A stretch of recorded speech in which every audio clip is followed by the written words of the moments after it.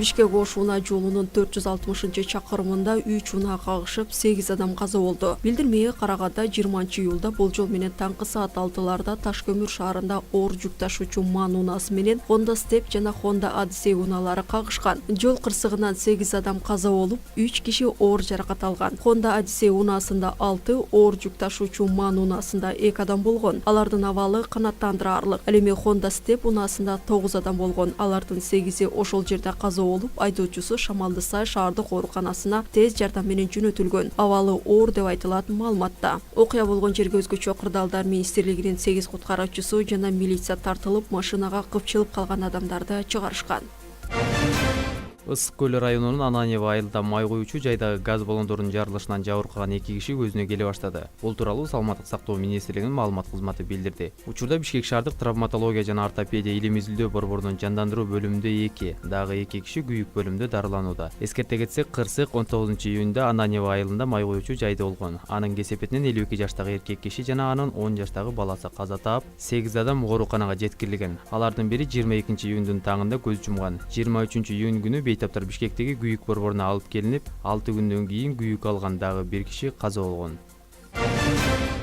Президент Алмазбек Атамбаев Бишкекте өтүп жаткан Алтай цивилизациясы жана Алтай тектүү элдер форумуна катышуу үчүн Кыргызстанга жумушчу сапар менен келген Орусиянын Татарстан Республикасынын президенти Рустам Минниханов менен жолугушту. Жолугушуунун жүрүшүндө президент Алмазбек Атамбаев мейманды жылуу кабыл алып, эл аралык форумга катышуу максатында Кыргызстанга келгендиги үчүн ыраазычылык билдирди. Өз кезегинде Татарстан президенти Рустам Минниханов президент Алмазбек Атамбаевди Орусияга жасаган мамлекеттик сапарын алкагында Татарстанга барган сапар үчүн ыраазычылык айтты. Жолугушууда кыргыз-орус көп пландуу мамилелердин алкагында Кыргызстан менен Татарстандын ортосундагы кызматташууну мындан ары өнүктүрүү маселелери талкууланды.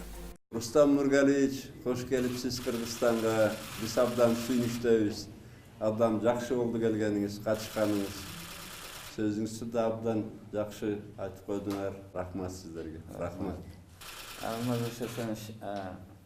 Шын көңілден сізге біз рахмат. Біріншіден, һәм менә бүгінгі ұйыштырған форум үшін біз Кыргызстан ЭАЭПтин техникалык регламенттерине 90% даяр. Бул тууралуу ЭАЭП жыйынтыктары жана келечеги жана айымдар ишкердүүлүгүн өнүктүрүү боюнча өткөн семинарда экономика министри Арзыбек Кожошов кабарлады. Анын айтымында азыркы тапта Орусия жана Казакстан бөлгөн каражаттардын эсебинен логистикалык борборлор жана лабораториялар даярдалып жатат. Министр билдиргендей, өлкөдө бүгүнкү күнгө карата жашылча жемиштердин, сүт, эт азыктарынын коопсуздугун карай турган лабораториялардын 90% даяр. Алар боюнча Орусиядан 14 миллион, Казакстандан 10 миллион долларга смета берилген. Азыркы убакта ЭАЭПтин 16 техникалык регламенти күчүнө кирген. Эми 12 августтан тарта дагы 18 техникалык регламент күчүнө кирет.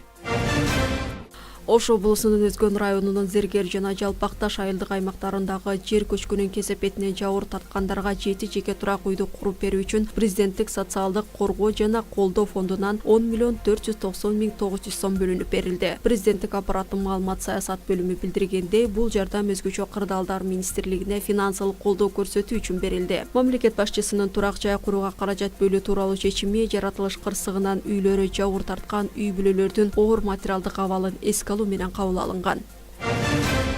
Быйыл Кыргызстанда төрөт маалында каза тапкан энелердин саны азайгандыгын Саламаттык сактоо министрлигинин маалымат кызматы билдирди. 2016-жылы 100 миң төрөттө 30 эне көз жумган. Бул 2015-жылга салыштырмалуу 21%га төмөн дегенди түшүндүрөт. Министрликтин быйылкы маалыматы боюнча 5 ай ичинде республика боюнча 18 аял төрөт маалында жана андан кийин каза болгон. Ал эми 2016-жылы 5 айда 24 умурка энесиз калган. Төрөт маалында көз жумган энелердин саны Ош шаары менен Жалал Абад облусунда мурдагы жылдарга салыштырмалуу өскөнү айтылат. Кыргызстандын футбол боюнча курама командасы ирандыктардан 1-2 эсебинде утулуп калды. Маалыматка ылайык, беттеш 19-июлда саат 19:00 Дүлөн Өмүрзаков атындагы стадиондо өткөн. Оюндун 11-мүнөтүндө Роман Левченко Иран командасынын дарбазасына биринчи топто киргизе алган. Андан 3 мүнөт өтпөй ирандык футболчу Реза Шекари ийгиликтүү чабуул жасап эсепти теңеди. Ал эми беттештин биринчи бөлүгү соңуна чыгып калган кезде Али Голизаде кыргызстандыктардын дарбазасына дагы бир топ киргизип командасын алдыга сүйрөдү. Экинчи таймда болсо канчалык чабуулдар көп болбосун бири-бирине гол киргизе алышкан жок. Кийинки беттеш 21-июлда Кыргызстан менен Оман курама командаларынын ортосунда 21-июл күнү орун алмакчы. Аталган беттештер 2018-жылы Кытайда өтө турган Азия биринчилигинин финалдык бөлүгүнө жолдомо берүү үчүн өтүүдө.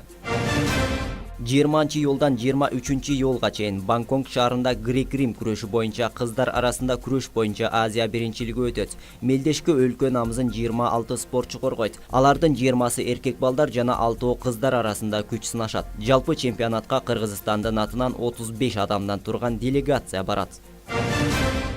Кытайлык жеңил атлетчи аскер учагы менен жарышка түшүп дүйнөдөгү өзгөчө жарыштардын бири болду. Албетте спорт ишкыбоздору үчүн өтө кызыктуу маалымат. Кытайлык жеңил атлетчи Чжан Пеймен Ченду Ж-10 реактивдүү аскер учагы менен 100 метр аралыкка жарышка түшкөн. Видеодо көрүнүп тургандай спортчу менен учак чийинде бирдей ылдамдыкта бара жаткан. Бирок финишке жеңил атлетчи 100дөн 10 секундка эрте келген.